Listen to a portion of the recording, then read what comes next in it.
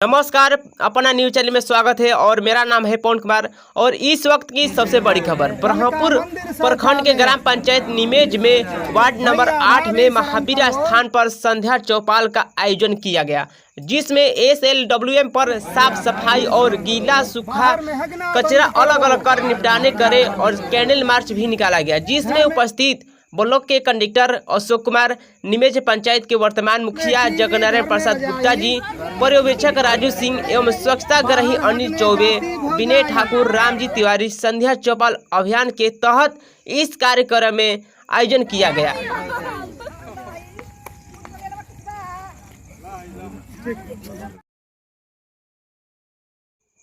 और आप देख सकते हैं कि बहुत सारे यहाँ पर ग्रामीण जनता यहाँ पर कैंडल मार्च का यहाँ पर स्वच्छ अभियान का चला गया,